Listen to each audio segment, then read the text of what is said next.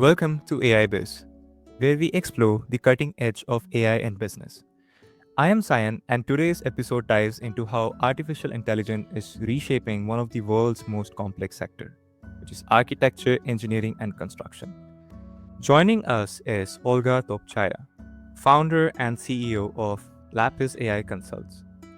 Olga helps mid-sized businesses slash wasted time and cost with custom AI solutions, which reduces operational expenses by at least 30% and saving an average of $32,000 per employee. With a decade of experience across marketing and product, she bridges the gap between technology and tangible business impact. So, today we are going to explore how AI is transforming the AEC landscape, where the real opportunities lie, and how leaders can harness AI to work smarter and not harder. So, welcome to the show, Olga. It's absolute honor to have you here with us. Hi, thank you for having me. Wonderful. So, Olga, like a lot of people look at AI and see it as purely intelligence, like they see it as machines making smart decisions. But in reality, I think AI is more about, engineers trying to figure out solutions for a particular problem statement, right? So for me, it's like creativity and logic working together. So in that context, Olga, if I ask you, like, what kind of problem statements are we solving in the AEC landscape using AI these days? Yes, I think one of the biggest one is how do we eliminate busy work? How do we eliminate inefficiency? I was at a networking event just like a couple of months ago, and I saw this incredible slide where the AEC sector is actually not only is it inefficient compared to the rest of the country and the rest of the sectors out there, but it's actually less efficient than it was 50 years ago. That Wow. is incredible. That is absolutely incredible and unacceptable because we have an aging workforce in the sector. In approximately 5 years, that workforce is going to be of retirement age. 40% of that Wow. workforce in the United States is right now aged 55 and above. I don't know what we're going to do. Oh, but, okay. That's I that have is ideas, I have ideas of what we can do, but I y- things we need to do. We need to eliminate busy work and we need to help the workforce use the tools. When I look at the software that is currently in the market, major right. software violates every single best UI UX design principle, every single one of Mhm. them. Mhm. And Right. of course, people don't want to use it because it's too much. You're asking people to do more, not the other way around. You're asking people to work for technology, not Mhm. technology to work for them, right? They Right. have to learn the tool, they have to figure out where is this button, where is that button, where is this piece of information, where is that piece of information, where do we put this file or that file? Is it in this folder or that folder? Is it in this system or that system? And even within the same system, what folder is it in, right? Where is all this information? Right. It's busy. And so there's a lot of different use cases, but at the core of it is eliminating all of this busy work so that we can cut these operational costs that are contributing to inefficiency because you already have a labor shortage. You cannot afford to have these people sifting through papers and inefficient processes. You need them to be efficient. And Mhm. this is the core problem of what we're trying to solve right now. Right. So, okay, yeah, what you have talked about. So you have talked about, adoption, and yeah, we are gonna talk about that in a couple of minutes. But help me understand that where do you think, exactly AI fits in this landscape? Like, is it the design part of it? Like, does it help increase the efficiency in the design pipeline of things, or or does it do more than that? You know, Oh, so um, much more. So much more. I can give you like 5 use cases off the top of my yeah, head. sure, sure. For example, knowledge management is Hmm. huge. Knowledge documents are everywhere. We did this thing for this client and we don't know where and when and what did we do and where is it and Hmm. when and what resources did we use and where is right where is this piece of information. Right. Knowledge Makes sense. management is huge and it's all over the place. Who reports to this person and that person? How do I restart my computer? It's always the same answer. Right? Right. You don't need to pay someone necessarily $100,000 to sit there and type the same answer. Now, you do need to pay someone to manually go and put in a computer and right, so it's not like you can just fire everyone and install AI. That is absolutely not what we are advocating. It's kind of like saying we're going to buy Microsoft Word and then we're going to fire everyone. It doesn't Right. work like that, Okay. right? Like somebody needs to type, like somebody needs to press the button. Right. So what Right. you I said get is, that. yeah, you get that, but a lot of people don't get that, right? A lot of business owners don't get that. And there have been many instances, and I've heard of many instances where large companies and small companies, but mostly large companies, will just have mass layoffs. They will implement AI and then they will just have mass layoffs. And Mhm. that is not the way to go. That is not our formal recommendation. What we do instead, we build the software and then we train your people on how to use it because that is really the most efficient way to do it. Because when you fire your people, what happens is you will have a bunch of projects that were up in the air that just like who does them now, right? Mhm. You Right. have a reduced morale. You have people that just have no faith in you or your company, and people that just don't want to do work anymore. Right? The rest of the people that are Right. left don't want to do work anymore, and that's not good for anyone. That's not the way to do it. But anyways, we're coming back. So knowledge management is huge. And the key there is you want to have simple UI. Simple, simple, simple, right? So it can be a chat interface, it can be a voice activated assistant, but the key there is Mhm. simplicity. Okay. Another one is quality control. For example, quality Mhm. control of images, right? Text is a little bit easier, but images is harder. And you can integrate with existing systems. You can integrate with Revit, for example. Right? Revit is fantastic. They're very friendly. They have an API. So you can make sure that the your designs, what is on them is actually matching the specs, for example, because right now architects are spending and designers are spending a lot of time just manually sitting there reviewing, making sure that their designs are matching the specs, right? True. Um, Another one is what you can do is you can identify information about a specific contact, let's say a potential client or a subcontractor, for example, based on your employees' communications with them. So you can scrape their email boxes and then you can see, okay, based on all of this different communication we've had with them, this client has this type of personality and this is the best way that we can approach them, right? Then you can have better RFP processes, for example. Right. um, Mm. reporting is huge and takes so much time Right. that goes in reporting. You can automate the reporting in it, or not, maybe not 100%, but certainly elements of reporting can be automated. And I mean, the Mm. list can go on and on. And I see we have Absolutely. Yeah, absolutely. we have very limited time in this podcast, but the list can go True. on and on. Just spark some True. ideas True. for people. Research, that's actually another huge one, right? Researching properties, researching locations. That's another really big one, right? And the list can just go on and on. True, true. I mean, yeah, that's fascinating and also insightful. So, thank you for sharing those, specific use cases in AEC. Olga, I really appreciate, and I think a lot of listeners would also find this very insightful.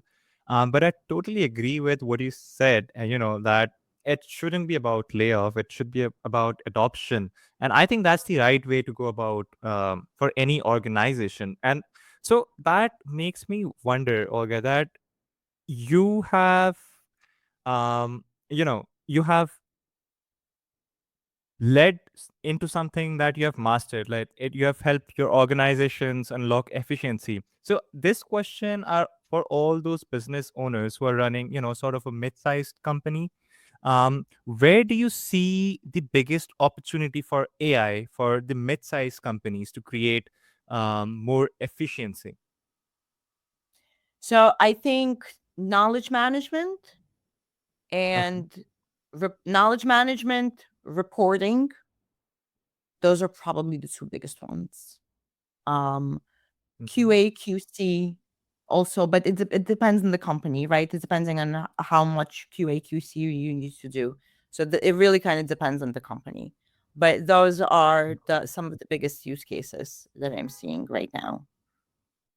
Oh, that's a valuable distinction. Sorry, that AI isn't just magic, but when applied to strategically, it's incredibly powerful.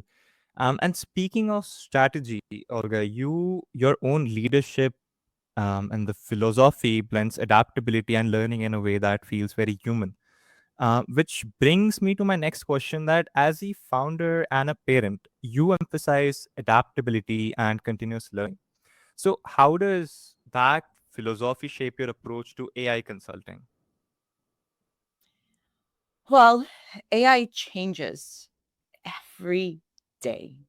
It's the technology is new, but it evolves very, very quickly.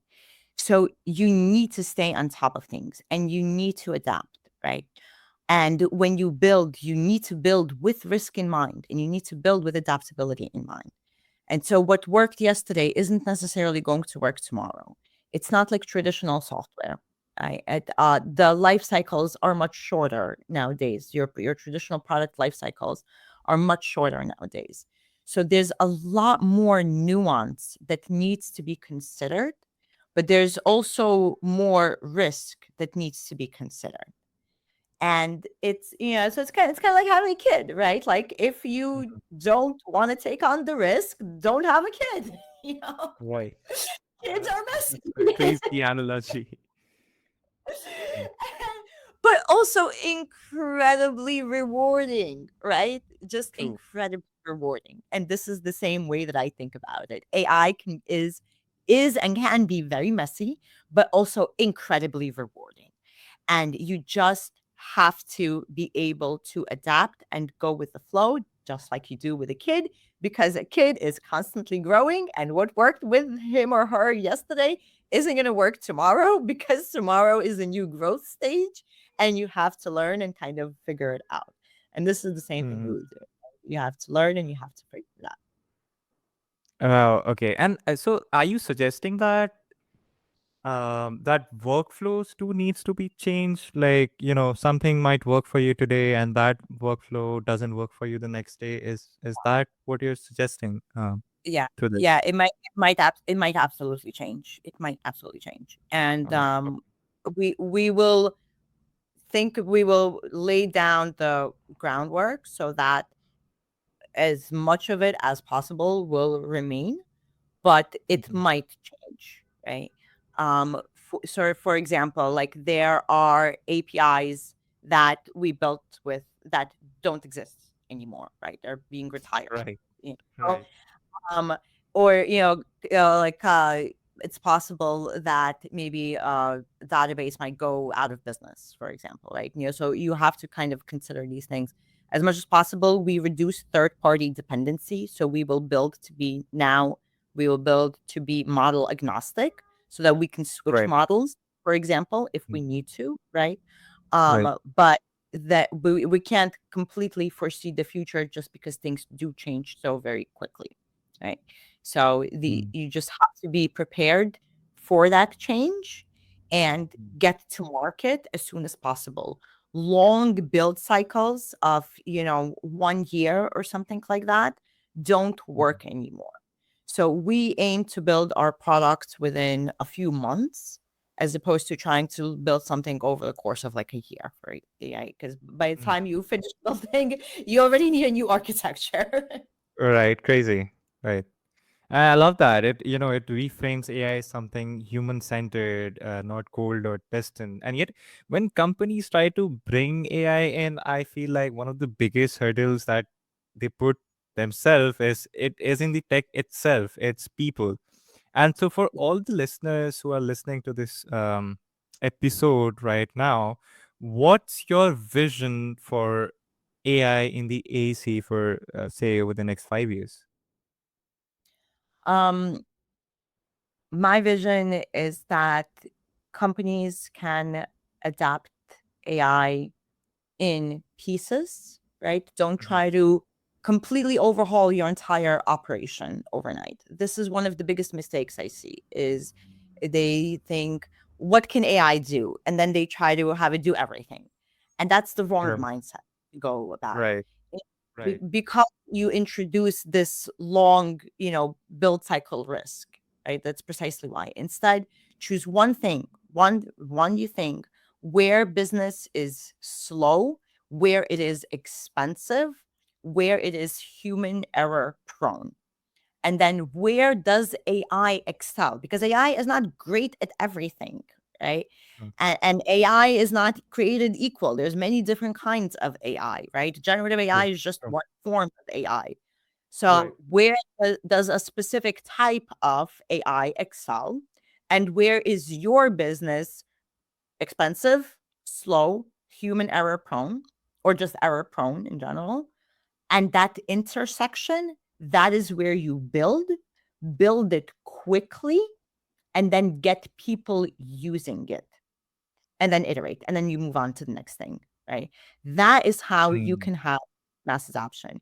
The way you get people using it is you need to teach them. You need somebody who will actually sit there and show them how to use it. Because again, remember, 40% of the workforce is over 55. You can't expect to just dump a system on them. Here's a YouTube tutorial, go. right, It does not gonna work like that. Of course, they're not going to use it. That's not how it works. right, You need someone right. who's going to take the time to sit with them and say, okay, what does your day to day look like? Oh, well, here is how you do it in your specific workflow because AI can do so many different things, right? You build a knowledge management system, sure, but what does that knowledge management system look for, like for that specific worker versus that worker? What does it look like for an HR manager versus an engineer versus an architect versus an IT professional, right? Completely different things. So they needed to be in their workflow. And this is where a lot of companies fail, is on that adoption side. So this is where Mhm. we do our coaching and trainings for people, whether it's something that we build or it's off the shelf tools, because a lot of companies choose to just buy something off the shelf, right? But that Right. failure point ends up being the same. They buy something and then here's a link, go. And then it's like, oh, I think I have an AI system. My company did something, but I don't know where it is or how to use it. Like, Mhm. what? Right. you know, you just spent all this Mhm. time and money, and your people are sitting there saying, I have an AI system, I think somewhere, and I don't know how to use it. Come on. Right, right. I totally love that, the way you frame that. And what you essentially said is like AI and humans, us, need to coexist and not try to replace each other. I think that thing really resonated with me, and that's inspiring. That's like AI is not just about technology, but about transforming how we work and innovate around already existing technology. So we could just go on and on, Olga, but unfortunately the time's against us. And so I would like to know Sure. that where can all of our listeners reach out to you um, to connect with you? Yes, so I'm on LinkedIn. They can find me there, Olga Topchaya, or they can go to Lapis lapconsults.com. Perfect. So, dear listeners, I will have all the details in the show notes for you. You can check them out anytime at your own convenience. And with that, unfortunately, comes an end to today's episode where Olga told us how AI is transforming the entire AEC landscape, both strategically and in a human centered way. And here's what really stood out to me from today's conversation: a couple of things. The first being that AI thrives on clarity and not complexity. So the best result come when you start small. Focus on one measurable use case and expand only after you see traction there. Two, efficiency isn't just about automation, it's about elevation. So AI's real face value is freeing teams to think, create, and problem solve at a higher level. And lastly, that Olga really stressed about, and I think all of you would resonate with that, which is adoption. And when it comes to adoption, it's 80% mindset and 20%, you can say, technology. So the most successful companies focused on people first, training the people. And yeah, trust, communicate, drive transformation. So if you are in AC or any industry facing operational strain, remember that AI doesn't replace your people, it amplifies them. I am Sayan, and this is AIBiz. Thanks for tuning in. Stay curious, stay strategic, and keep leading the future. See ya.